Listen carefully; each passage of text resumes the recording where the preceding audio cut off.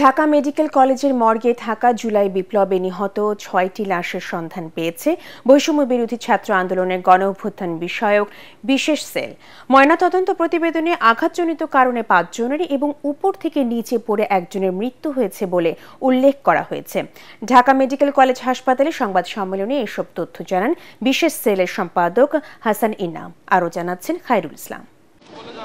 জুলাই বিপ্লবের শুরুতে কোটা এবং পরে স্বৈরাচার পতনের আন্দোলনে যেভাবে ছাত্র জনতাকে হত্যাকাণ্ডে মাতে বিগত আওয়ামী লীগ সরকার, তাতে শহীদদের সংখ্যা এখনো অজানা। বাড়ছে শহীদদের তালিকাও। এমন একটা সময় খোঁজ মিলল আরও ৬ জনের মরদেহ। ৬টি মরদেহই জুলাই গণঅভ্যুত্থানের দাবি করে মৃত্যুর কারণ নিশ্চিত করতে আবারও ময়নাতদন্তের দাবি জানান গণঅভ্যুত্থান বিষয়ক বিশেষ সেলের সম্পাদক হাসান ইনাম। আমাদেরকে শাহবাগ থানা নিশ্চিত করেছে যে লাশগুলোর ময়নাতদন্ত করা হয়েছে। ৫ জনের, এখানে যে ৬টার মধ্যে ৫ জনের ময়নাতদন্তের রিপোর্টে মৃত্যুর কারণ হিসেবে লেখা হয়েছে আঘাতজনিত কারণে মৃত্যু, আর একজনের যে এনামুল, তার মৃত্যুর কারণ হিসেবে লেখা হয়েছে ডিজিজড, উপর থেকে নিচে পড়ে মৃত্যু। বসুন্ধরা টিস্যুতে ছাড়ের ছড়াছড়ি। বসুন্ধরা টিস্যু নিয়ে এলো নিশ্চিত ছাড়।